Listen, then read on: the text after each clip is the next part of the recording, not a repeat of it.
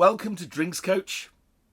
This evening, before I get onto our subject matter, Vinesack or lowercase, if you want to talk to me on social media, that's Twitter and Instagram, but you can also find me on Facebook very easily. All lowercase, Drinks Coach UK as well, if you want to talk about specific matters about this show, if there's requests you want, if there's questions you've got to ask, things I didn't cover. Also, if you're in the pool down here, click on subscribe, hit the bell, you'll get notifications of the shows which I do, which is twice a week. Most weeks, usually a Tuesday and a Thursday, but everything's on catch-up. It doesn't matter when you watch it, does it? Bringing us on to the subject matter today. I was trying to think of something for the weekend. I'm off to sleep in a tent halfway up a Welsh mountain next week, which I'm quite excited about. And I think I'm going to try and film one of these up there, with my silly woolen hat on, like I'm at a rave or something. But I was thinking, it's coming towards what feels like the end of summer. I thought we'd have another blaze of heat, but fingers crossed, I think Monday's supposed to be quite warm. But earlier in the year, when the press offices of different supermarkets realised they couldn't have a press tasting because of COVID and social distancing and lockdown and so forth, they very kindly sent out a couple of boxes of samples to various different journalists and writers and influencers, and I was very grateful to get some wines from them. Thank you, Beth, and everyone at Waitrose. This is from Waitrose's box. They sent me not one, not two, but 3 English sparkling rosés to try, which is great because it's a thing. We are very good at making sparkling rosé in this country, much better than I think people expect us to be at this stage in the proceedings. Champagne's been around for 200 years, and they always put a premium on rosé. I don't make an awful lot of it, and not all of it's that good. Here we've got 3 quite different wines. So without further ado, let's crack on with them. Firstly, Oxney Organic Estate. Compared to the other 2 here, which are real kind of, veterans of the cause of English sparkling wine, compared to them, Oxney's relatively new to the business. Oxney is 100% organic. They make very good table wines. They haven't been around very long. But I think their first release might have been 2014. I could be wrong. But they've won silvers, they've won golds. 2016 Rosé, in fact, which is their premium vintage range, which goes for 40 quid. They're not mucking about. Won a gold medal at the IWC, I think, this year, if I remember the name. But really, really good wines. This is made from the traditional triumvirate of great varieties from Champagne. You've got Chardonnay, you've got your Pinot Noir, you've got your Meunier, but also in here we've got something which is kind of decidedly hedgerow in English, which is a variety called Seyval Blanc. There's some really quite well-known sparkling wines in East Sussex and Kent made from it already, but it's quite nice to have a little kind of kiss or nod to England mixed into the blend from what is basically champagne, isn't it? So let's try this. One thing I did notice is that this wine is only 11% alcohol. 11% alcohol is quite low for a sparkling wine. Normally they're 12.5, 12. But there's good reason. There could be a few reasons why. I mean, some wines that are made like a Prosecco, Charmat style, they'll be around 11% because that's how that wine style is made. And they tend to be from varieties which have lowish acid. But what you might be trying to do is manage tannin. If we're making a red wine or a pink wine, it's going to have red grapes in it, right? So which have got that kind of chalky dryness in the mouth, the tannic flavours. And one way to balance that is not actually to pick the wines later and riper to try and ripen out the tannin, but in fact to pick them a little earlier so you've got residual sugar in the wine.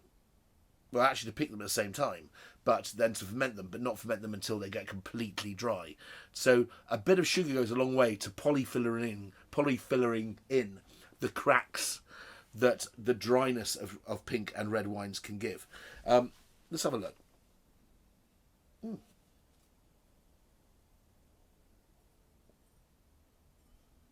Absolutely nothing wrong with that. That's lovely. It smells riper than 11%, so don't worry. It doesn't smell scrawny in any way. I think I think there's some clever blending here, some clever winemaking going on. You do get the Seyval Blanc. You do get this kind of tingle of hedgerow in the background, which is really nice. Seyval Blanc has this kind of smell of florals and English flowers and so forth, and it's all very sort of on a bike with a hamper, wind of the willows sort of thing. But a very modern label, I think you'll agree. And I think as an estate rosé, it's currently sold at Waitrose, $25.99. Bob's your uncle. I think it's a fair price for a fair product. Well done, Oxney. So, moving on to one of the great pioneers of English sparkling wine, both pink and otherwise. This is made by winemaker Sam Lindo. His father, Bob Lindo, sort of almost paved the way for premium sparkling in this country. I think it's fair to say that. There are famous names, Nightimber, Ridgeview, etc. But when Bob started doing it, he was pushing water uphill, trust me, and he's ended up making some brilliant wines. He also makes wines from English sparkling varieties, or English varieties which lend themselves to sparkling. There's a variety he invested in heavily called Reichensteiner, and when you drink those wines, it gives me a taste of what is already a bygone age of English sparkling. It tastes like good sparkling from the 80s, and it has an Englishness, has a hedgerow quality, a cow parsley perfume about it.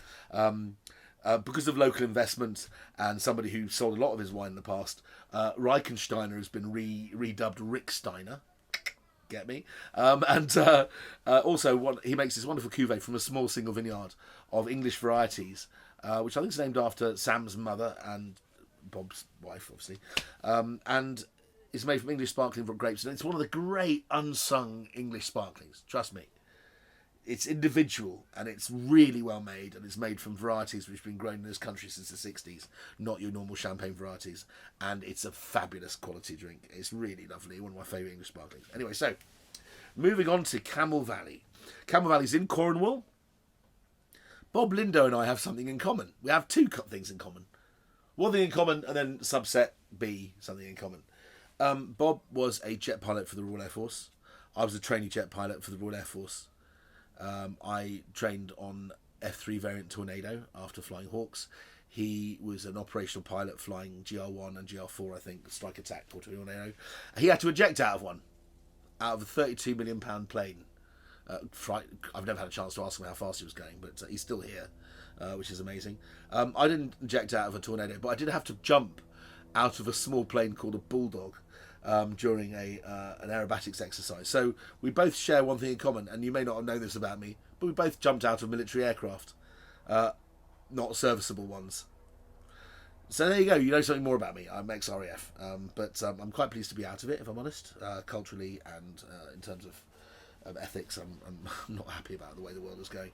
But let's not dwell on that sort of thing. Let's talk about this delicious, delicious wine. This is from 2017. They even make an own label for a very, very premium food and drinks company. Now, that might not mean anything. And you're thinking, well, own label? Why would they have to even sell anything under own label? I mean, what own labels are so prestigious that you'd want to have your wine under their own label? Well, there aren't any. Except for Fortnum & Mason. Fortnum & Mason's proprietary sparkling white and pink is now made by Sam Lindo, Bob's son. He's a brilliant winemaker down in Cornwall at Camel Valley. It's a beautiful place. And it's 100% Pinot Noir. Look at the colour. It's what the French would lovingly call pelure d'oignon. Onion skin. A colour is like a red onion sort of wrapper. Oh, it's ripe. What's the alcohol level here? 12.5. So the finished alcohol in this wine is 1.5% higher than this, which already in the nose I can smell it's going to be much more round in the mouth and less linear. Horses for courses. It doesn't mean it's better or worse. It's just a different shape. So,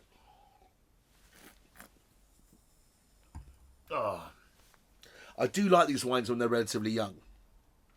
This wine has a beautiful textural roundness of Pinot Noir. Pinot Noir, I've said this before, it's like a duvet in the mouth when it's done properly. It's kind of fluffy. It's like eating a pillow. It's like, whoa. But there's this wonderful acidity ping-ponging around the outside of it. It's just very, very attractive. Rich, end of summer drinking, coming into autumn. Have that with a bit of pigeon at the beginning. When now it's game season started, this wine really, really will come into its own, I'm sure. And drinking all those posh rosés from Krug and things like that, they're kind of things I think of as you come up to Christmas. You don't have to spend Krug money. This is $29.99 at Waitrose, ladies and gentlemen. This is 30 quid, and I think this wine tastes every bit as good as a £50 champagne from Rosé, made with pink varieties. I could sit here drinking that all night. I probably will. Emma's very lucky. She's going to drink that later with me. Probably watching something very sophisticated on TV, like, I don't know, Sunsea and A&E or something. Anyway, so, coming on to the last one.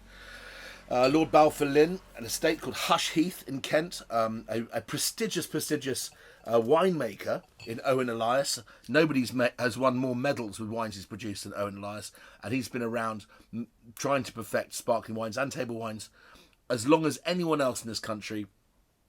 He was head winemaker at Chapel Down Centre for many, many years, but he's now with Victoria. I can't remember. Victoria Ash is the winemaker at Hush Heath, making their premium vintage sparkling rosé, which they are very much positioning as the premium sparkling rosé of Britain, and specialises in making rosé, a bit like, I guess, Laurent Perrier does in France. A very clever move, but it's also a very beautiful place. You can go and visit in Kent. It's gorgeous. And I wasn't entirely convinced of these wines when they first started. I found them compact, a bit thin-lipped. Maybe it was cooler vintages. I think they started in 2012, which was a dog of a vintage. 2013 was very high acid too. I remember tasting the wines and go, they're not speaking to me. They're a bit tight-lipped, a bit intense and a bit tighter. They've got better every single year I've tried them. And now we're on to this vintage, 2015. In fact, I think we're on to 2016 now. And the reason why I know that, these wines are all sold at Waitrose. This one's on offer, which is good, because if you go to Selfridges or something, this is 45 quid a bottle. Serious penger, right?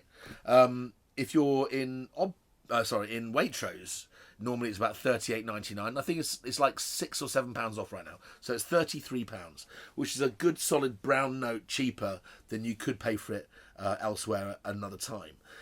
But also 2015, if you remember, was a smouldering hot vintage, not just in England but in Europe in general, and made some really, really fantastic wines if you like ripe styles of wines for relatively young drinking.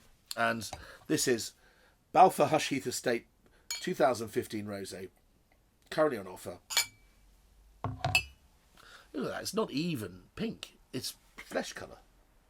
It's a biscuity straw colour, what I'd call a Blanc de Noir colour. Actually, it's not the colour of my arms, that would be a Sauvignon Blanc probably. But anyway, let's have a schnoff.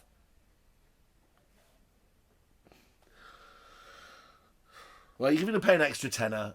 What I'm after is not more noise and more loudness and more flavour and more. What I want is a little bit less of things, a little bit more finesse, and you stick your conch in there.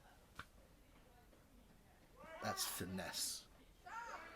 It actually when I close my eyes and think about my eidetic recall of smells and tastes, the first thing I thought of actually was Taittinger Rosé, and they're pretty good at making rosé. I think it's served on first class on Qatar Airlines, which usually is a sign it's pretty good. Very fine. Very fine. That's gold medal all day. Massive concentration, ripe, warm, juicy fruits, subtlety, but this wonderful acidity stitched around the outside, so you almost don't notice. You can drink a lot of that, despite what is actually a lot of power in the wine. It dances a dance. It's remarkably featherweight. Sugar Ray Leonard in a bottle. So, let's to recap. So, Oxney Organic Estate Non-Vintage Rosé, yours for $25.99. Sam Lindo's Delicious Rosé, $29.99. Normally about 40 quid, but it's about 33 quid now. So, yeah, something for the weekend, ladies and gentlemen. I will be drinking at least one of these with my wife and with some friends over the weekend. Shout out to Joe and Matt. Looking forward to spending some time with you, Dan, Leon, C. tomorrow. Yeah. See you next time.